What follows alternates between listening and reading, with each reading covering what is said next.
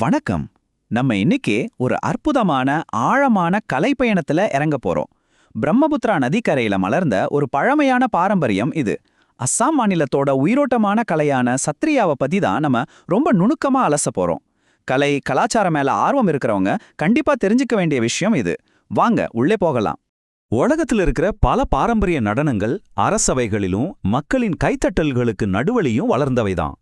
ஆனா வெளி உலகத்துக்கே தெரியாம அரசர்களோட நேரடி பார்வையில கூட படாம பல தலைமுறைகளா மடாலயங்களுக்குள்ளேயே, அதுவும் முழுமையான ஆன்மீக தலத்துல மட்டும் ஒரு கலை பத்திரமா பாதுகாக்கப்பட்டிருக்குன்னு சொன்னா உங்களால நம்ப முடியுதா? அப்படி பக்தியால மட்டுமே உயிர் வாழ்ந்த கலைதான் நாம இன்னைக்கு பார்க்க போற சத்ரியா. சரி, இத பத்தி நாம எப்படி புரிஞ்சுக்க போறோம்னு இந்த பட்டியல பார்த்தாலே உங்களுக்கு தெரியும். 15ஆம் நூற்றாண்டுல இதோட தோற்றம், சத்ராக்கள்னு சொல்லப்படுற மடாலய வேர்கள், நடனக்கூறுகள், இசை மற்றும் உடைகள், அன்கியா நாட் நாடகம், அப்புறம் நவீன காலத்துல சத்ரியா, இப்படி ஒவ்வொரு படியா நம்ம பயணிக்க போறோம். முதல் பகுதி 15ஆம் நூற்றாண்டுல அஸ்ஸாம்ல இதோட தோற்றம். எந்த ஒரு கலையா இருந்தாலும் அது எங்க, எப்போ, யாரால தொடங்கப்பட்டுச்சுன்னு தெரியணும் இல்லையா? கிபி 15ஆம் நூற்றாண்டுல அஸ்ஸாம் மாநிலத்துல, குறிப்பா மஜூலி தீவு பகுதிகளில் வாழ்ந்த சிறந்த வைணவ துறவியான சங்கரதேவர் அப்படிங்கிறவரால தான் சத்ரியா நடனம் முறையா அறிமுகப்படுத்தப்பட்டுச்சு. அவர் இதை சும்மா பொழுதுபோக்குக்கான உருவாக்கல, சமூகத்துல ஒரு பெரிய கலாச்சார ஆன்மீக சீர்திருத்தத்தை கொண்டு வரதுக்கான ஒரு கருவியா தான் இதை வடிவமைச்சார்.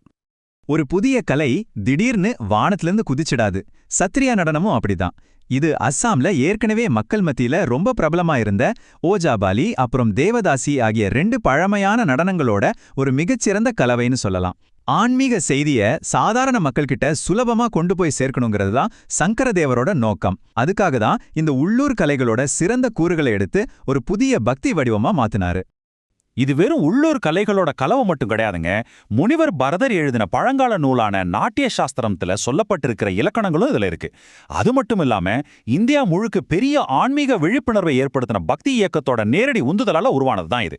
சொல்லப்போனா வடகிழக்கு இந்தியாவில் பக்தி இயக்கத்தோட செய்தியை பரப்புறதுக்கான ஒரு முக்கிய வாகனமாவே சத்ரியா செயல்பட்டுச்சு. இரண்டாவது பகுதி சத்ராக்கள் எனப்படும் மடாலய வேர்கள். சத்ரியாங்கிற பேரே எப்படி வந்துச்சுன்னு தெரியுமா? சத்ராக்கள்னு அழைக்கப்படுற அஸ்ஸாமின் பிராந்திய வைணவ மடாலயங்கள்ல தான் இந்த கலை பிறந்து வளர்ந்துச்சு. குறிப்பா இந்த சத்ராக்களுக்கு அப்போதைய புகழ்பெற்ற அஹோம் பேரரசு நிறைய நிலங்களை மானியமா கொடுத்து இந்த கலையை பல நூற்றாண்டுகளா பாதுகாக்க பெரிய ஆதரவு கொடுத்தாங்க. அஹோம் மன்னர்களோட இந்த ஆதரவால தான் சத்ராக்கள் இந்த கலையோட சரணாலயங்களா நிலைச்சு நின்றுச்சு.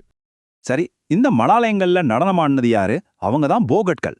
இவங்க சத்ராக்கள்ல முழு நேரமா தங்கியிருக்கிற ஆண் துறவிகள். பிரம்மச்சரியத்தை கடைப்பிடிச்சு அதிகாலையிலேயே எழுந்து தங்களோட முழு வாழ்க்கையும் இறை வழிபாட்டுக்காகவும் இந்த கலைக்காகவும் அர்ப்பணிச்சவங்க இவங்க தான். வெளியுலக தொடர்பே இல்லாம சத்ரியா நடனத்தை தங்களுடைய மூச்சா நினைச்சு வாழ்ந்த பிரத்யேக காவலர்கள் இவங்க. இங்க நாம ஒன்ன ரொம்ப ஆழமா புரிஞ்சுக்கணும். ஆரம்ப காலத்துல இது பார்வையாளர்களை சந்தோஷப்படுத்துற மேடைக்கலையா இல்ல. இது போகோட்களோட தினசரி வழிபாட்டு சடங்கு. எந்த ஒரு கைதட்டலும் இல்லாம தங்களை பார்க்காத ஒரு இறைவனுக்காக ஒவ்வொரு நாளும் மிக விரிவான ஒரு பாரம்பரிய நடனத்தை ஆடுறது, அது எவ்வளவு பெரிய அர்ப்பணிப்புன்னு கொஞ்சம் நினைச்சு பாருங்க. ரொம்பவும் கட்டுக்கோப்பான ஒழுக்கத்தோட மட்டும்தான் இது நிகழ்த்தப்பட்டுச்சு. மூன்றாவது பகுதி நடனத்தின் முக்கிய கூறுகள். சத்ரிய நடனத்தோட அடித்தளமே அதோட ஆழமான பக்தி தான். பகவான் விஷ்ணுவோட புராண கதைகளை சொல்றது தான் இதோட முக்கிய நோக்கம். இதுல இந்திய பாரம்பரிய நடன கோட்பாடுகள் முழுமையா அடங்கியிருக்கு. அதாவது தாளத்துக்கேற்ப ஆடுற தூய அடவுகளான நிருத்தா, முகபாவனையும் உணர்ச்சிகளையும் வெளிப்படுத்துற நிருத்தியா, அப்புறம் கதைய சொல்ற நாட்டியா, இந்த 3ம் இதுல ஒன்னா இணைஞ்சிருக்கு. இந்த நடனத்தோட அழகே அதோட முரண்பாடுகளோட கலவைதான். பெண்களுக்கே உரிய மென்மையான அழகான அசைவுகளை கொண்ட லாசியா கூறுகளும், ஆண்களுக்கே உரிய வீரியமான வேகமான அசைவுகளை கொண்ட தாண்டவ கூறுகளும் இதுல ஒரு துல்லியமான கணக்கீட்டோட இணைக்கப்பட்டிருக்கு.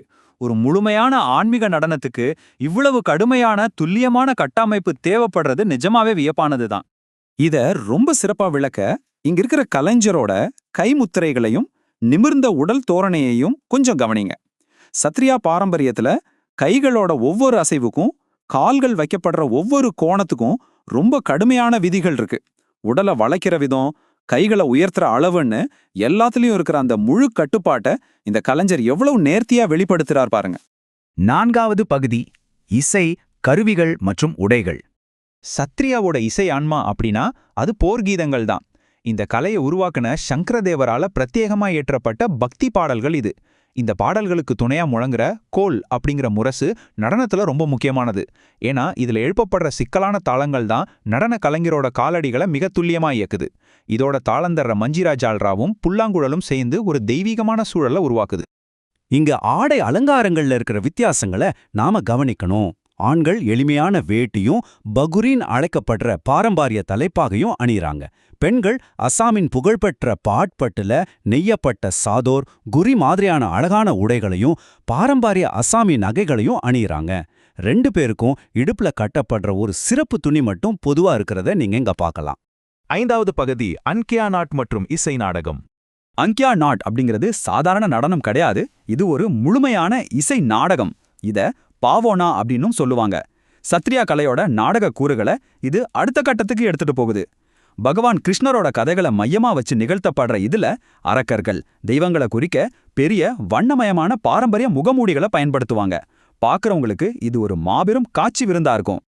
இந்த நாடகங்களை பத்தி பேசும்போது அதோட மொழிய கண்டிப்பா சொல்லித்தான் ஆகணும். அங்கியா நாட் நாடகங்கள் பிரஜாவலி அப்படிங்கிற மொழியில எழுதப்பட்டுச்சு. இது வழக்கமான பேச்சு மொழி இல்ல, அஸ்ஸாமி மற்றும் மைதிலி மொழிகள் இணைஞ்ச ஒரு கலவை. ஏன் இந்த மொழியை பயன்படுத்தினாங்க தெரியுமா? சாதாரண மக்களோட மொழியிலிருந்து மாறுபட்டு கேட்பதற்கு ரொம்ப தெய்வீகமா ஒலிக்கணும் அப்படிங்கிறதுக்காகவே இப்படி ஒரு மொழி பிரத்யேகமா உருவாக்கப்பட்டுச்சு. 6வது பகுதி நவீன காலத்தில் சத்ரியா. இத்தனை நூற்றாண்டுகளா சத்ராக்களுக்குள்ளேயே ரகசியமா இருந்த கலை இன்னைக்கு ஒரு உலகளாவிய கலையா மாறிடுச்சு. நவீன காலத்துல இது கயான் பயனார் நேச் அப்புறம் கர்மனார் நேச் அப்படின்னு 2 தனித்தனி தொழில்நுட்ப நீரோடைகளா வளர்ந்துருக்கு. இத மடாலயங்கள்ல இருந்து பொது மேடைக்கு கொண்டு வந்ததுல புகழ்பெற்ற கலைஞர்களுக்கு பெரிய பங்கு இருக்கு. குறிப்பா பத்மஸ்ரீ மற்றும் சங்கீத நாடக அகாதமி விருது பெற்ற குரு ஜதின் கோஸ்வாமி அப்புறம் இந்திரா பிபி போரா மாதிரியான மாபெரும் கலைஞர்கள் தங்கள் வாழ்நாளையே அர்ப்பணிச்சு சத்ரியாவை உலகறிய செஞ்சிருக்காங்க. சோ இங்க முக்கியமான விஷயம் என்னன்னா, இன்னைக்கு மேடைகள்ல பல நவீன மாற்றங்களோட இந்த நடனம் ஆடப்பட்டாலும் இதோட அடித்தளம் என்னவோ 15ஆம் நூற்றாண்டுல சங்கரதேவர் உருவாக்குன அந்த ஆழமான பக்தி நோக்கம்தான். அந்த வரலாற்று வேர்கள் இன்னைக்கும் துளியும் மாறாம இந்த கலையோட நவீன வடிவத்துக்கும் ஒரு வலுவான அஸ்திவாரமா இருக்கு அப்படிங்கிறது தான் இதோட மிகப்பெரிய சிறப்பு. நாம இந்த ஆழமான பகுப்பாய்வோட முடிவுக்கு வந்துட்டோம்.